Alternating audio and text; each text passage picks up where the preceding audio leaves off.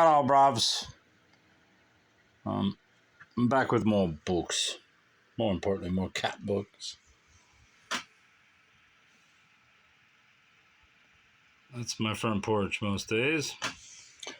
I'm gonna start with the not cat books, just because it's easier this way. Because I had a topic to discuss. So I was at the local thrift store,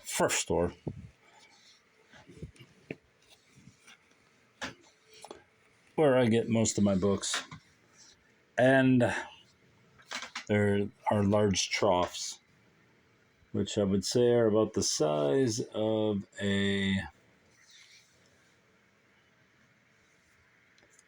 probably a little bit bigger than a refrigerator box, but the same size, basically 6 by 6 foot troughs that are just loaded with books that have been brought in. And while looking through these books, I heard a woman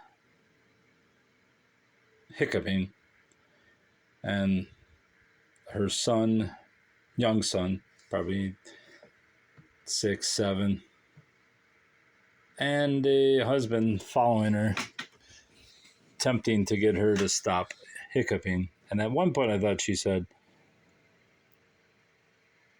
"Fuck you for not getting rid of my hiccups," but I'm just like, no mother would say that to her child. But then they get around to where I was at, and there was a Bible, and the kid goes, "Mom, can we get a Bible?" And she goes, "Fuck the Bible." And I'm just like, listen. And mind you, this lady had half her head was shaved. She looked like she thought she was Sid and Nancy reincarnated, and yeah, it's obvious that most people who dress and sculpt their image in such a way need attention for some reason. I'm not sure why anybody would want attention brought to themselves. Maybe they're lonely. I don't know. But yeah, I thought it was rather repulsive. Not so much that she said what she said, but that she said it to her 7-year-old child, which is unforgivable, but whatever. I guess that's life. So anyways, I brought Hurlbut's Life of Christ. I am no theist myself, and I've said heretical things, but never to a child.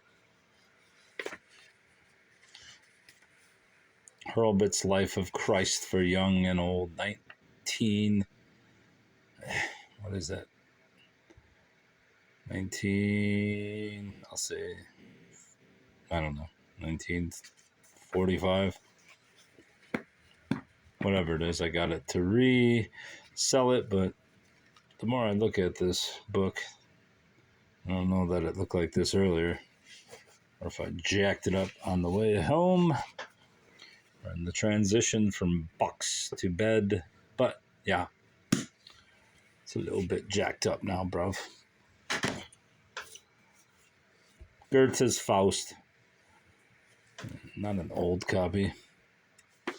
And this guy, I want to thank him because his name is, what the hell's his name? Oh, there he goes, Goethe.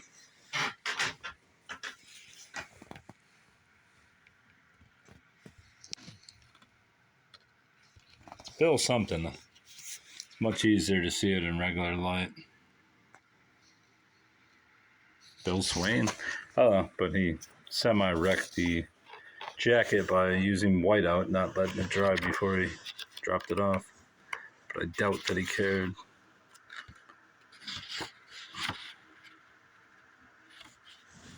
What year is this? 1958, Philosophical Library. Got a couple copies of Faust by Goethe, but this one has a nice little jacket. Nice vintage copy. Put it in Mylar to protect it. And it will be rather nice. Books of lasting value. Philosophical Society. I wonder if all the translations are roughly the same. Newly translated by Bertram Jessup. Don't know. Let's do the cat books. Hopefully this book, which is seemingly hardly available on eBay. And when it is, it's rather pricey at the $20-$30 range. Lady Pool and Mr. Potts. I got it because there was a bunch of cats on here, and this channel is inadvertently about cats since I have about 20 strays in my neighborhood. But I will read this book. Look at this. This lady's in a gazebo surrounded by cats,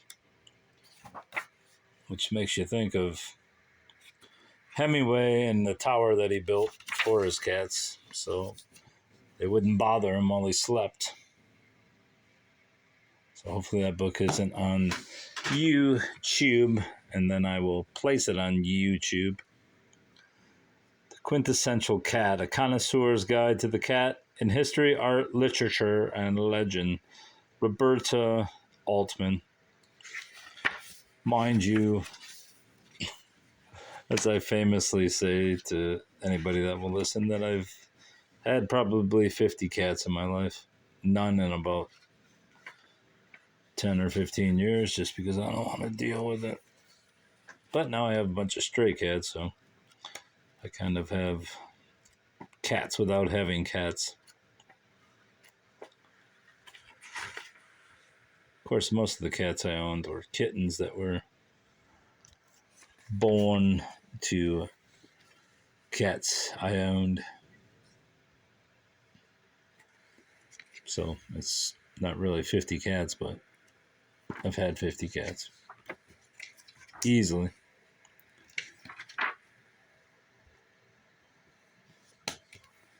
So yeah, there's the cat book. Monday Chats, Causeries du Lundi, C.A. Saint Beuve, Bevy, Booby, I don't know what the hell it is. Book's from 1878, so I got it on that alone. Doesn't appear to be worth very much when I looked it up, but a book this old is worth something to me just because it looks nice. Essay on the life and writings of Saint Beuve. I don't know that's how you say it. And then selecting from the many volumes of the Causeries du Lundi essays. Rousseau, Pascal, Massillon, Bossuet, I assume it's pronounced. Penelon, don't know. But I got it because it's, like I said, nice looking book.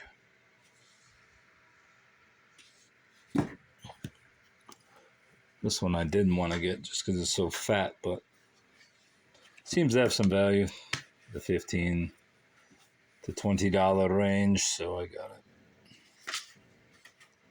It's not that I didn't want to get it, but I did not want to get a fat book like this.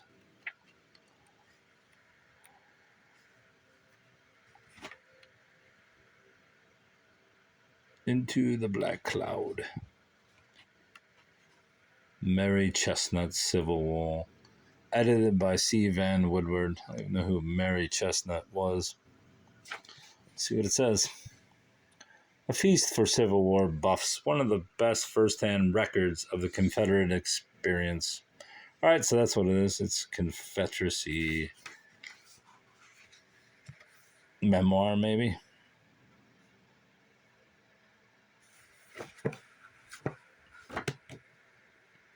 Here's a book to curl up with over a whole lifetime, to read and reread, to ponder and savor. A painfully brilliant record of our old America at daggers drawn. Mary Chestnut's wit and shrewdness, her fierce abhorrence of slavery, her feminist ambitions, make her observations peculiarly modern.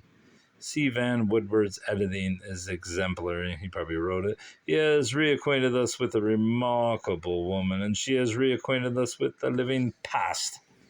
Yeah, she was busy during this war, obviously. Noam Chomsky, the reader, the Chomsky reader. Stated before, I'm no fan of Noam Chomsky, but I've already got several of his books, so now I've got several more of his books. What did I pick up? 2 today? Yes. Yes.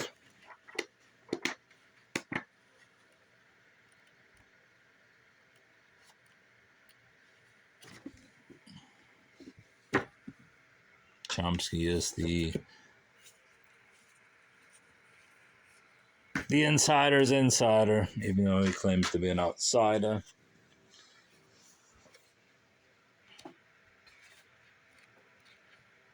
Kind of like Bob Woodward was the outsider journalist who exposed Watergate. Although Watergate was basically a CIA operation to overthrow a popular president. Not that I'm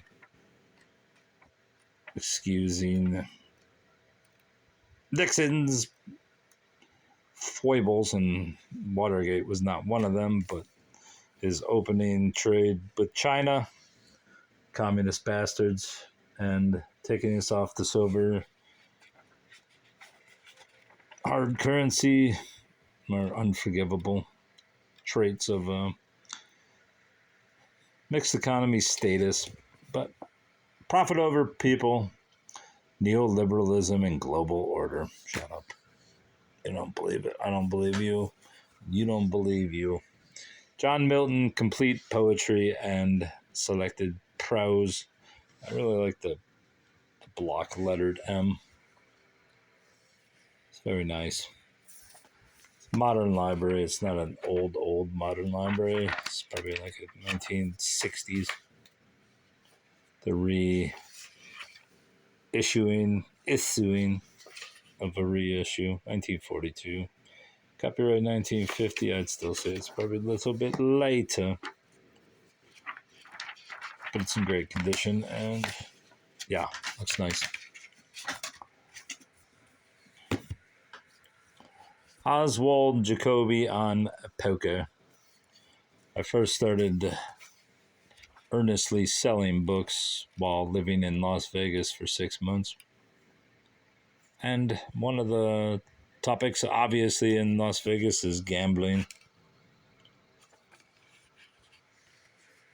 And thus, books like this were worth top dollar there. Not that I sell that much anymore because I don't need the money at present.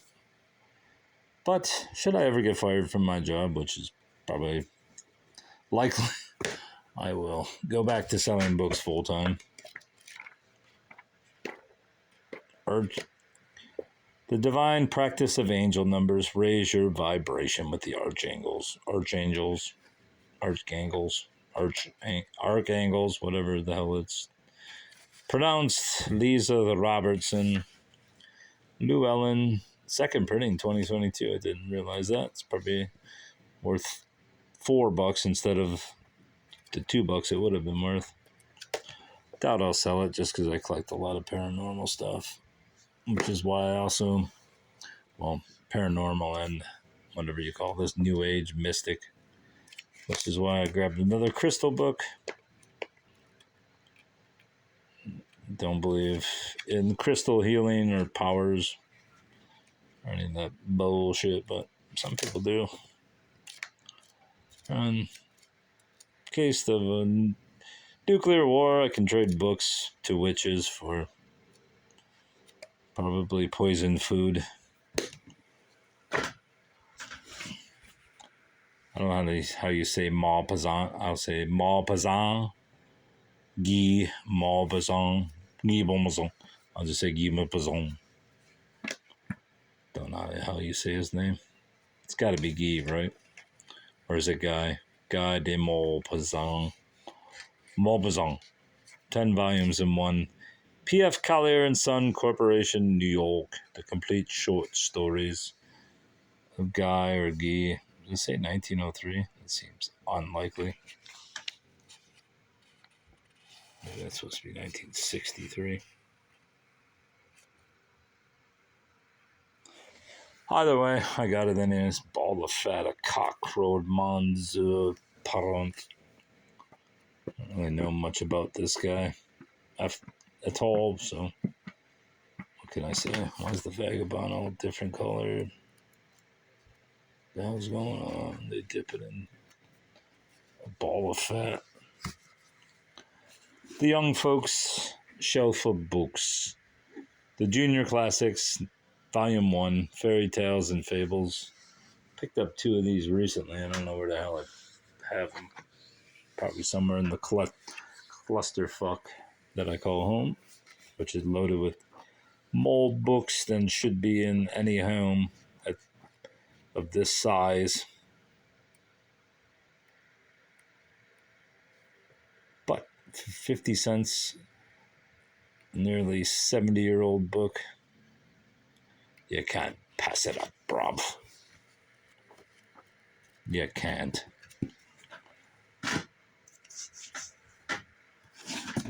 One of my co-workers, he's not a little fellow, but he's a young fellow. He graduated recently, and I gave him one of my vintage hardcover copies of Moby Dick. And how do I get rewarded but with another copy of Moby Dick? Moby Dick. And God created great whales, Genesis. They're not a bosom friend. Tried reading this book one time, but the mentions of sperm turned me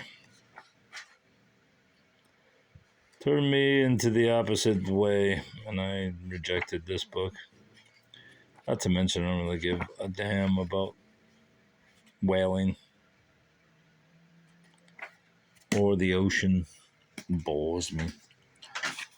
Dr. Zhivago by Pasternak, another Reader's Digest hardcover, not worth a lot, but worth more than 50 cents. So last I picked it up, what's this, 90? 30-year-old copy of Zhivago, faux leather, Reader's Digest. Nice graphic on the cover, and like I said, decent looking hardcover copy of a classic. You can't pass it up.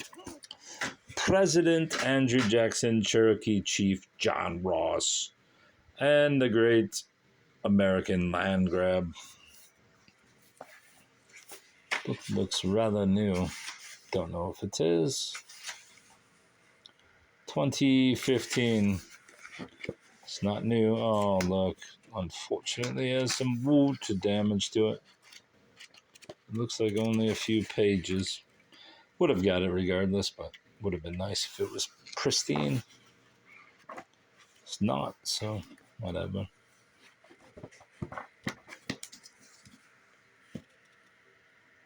You can see the water damage right there, bruv. Right there. Maurice Lavaliant, The Passionate Exiles, a dual biography of Madame Recamier and Madame de Stael. I think it means Madame.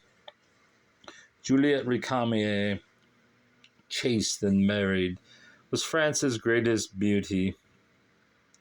Germaine de Stael, notoriously amoral, was the intellectual queen of Europe.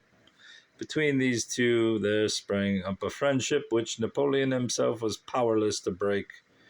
An entrancing, almost Proustian portrait of two great women. Nice vintage copy from 1958. In rather good shape. So, Figured there was no harm in getting it. They may be interesting to meet you, bruv.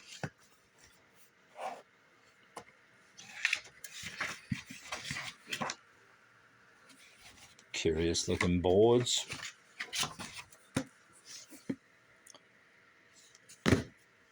This book, Alcoholics Anonymous, I picked up because it's a vintage copy. It's actually 1969, I believe. 10th printing, 1969. And these sorts of books are worth money. If I get 15, 20 bucks for this, I'll be very happy.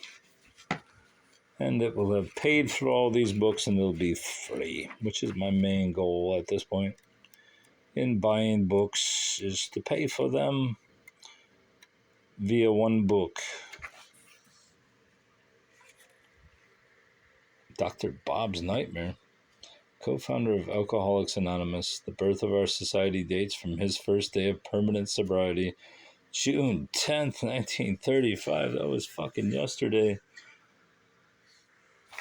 89 years ago, buddy. That's very curious. Very curious.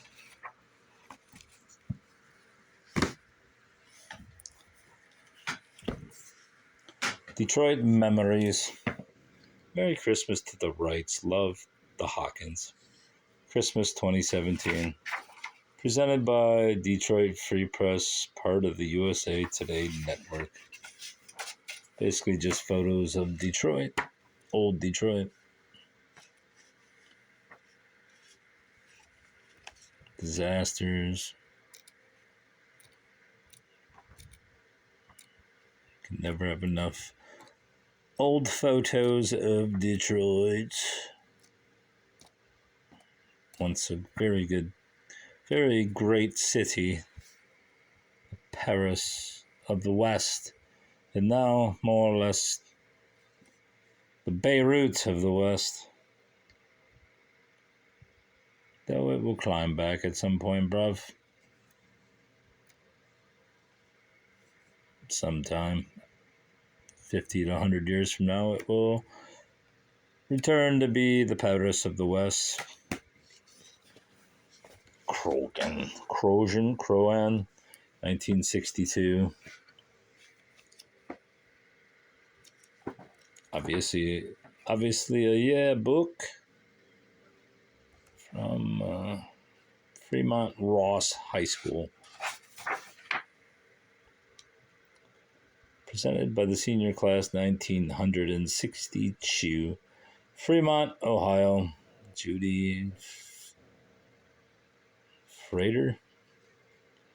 Tom Schwartz.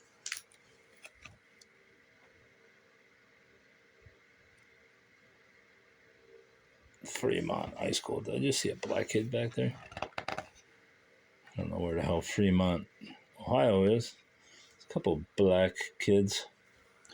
Yeah, I don't know where the hell Fremont is. Sounds like somewhere out in the middle of nowhere. But probably not, since there are chocolate friends involved.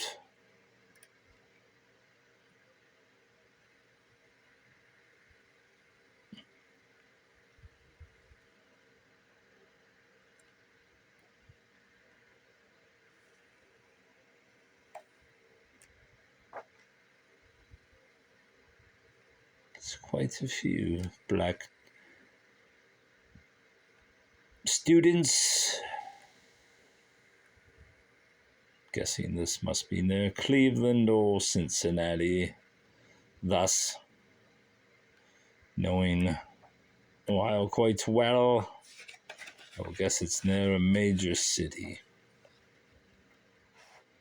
So once you get in the hinterlands, it's just a bunch of jacked up white people. I think Dave Chappelle does live in the middle of Ohio too, so there's that. But he has money. He can hide from all these inbred Jeds in Ohio.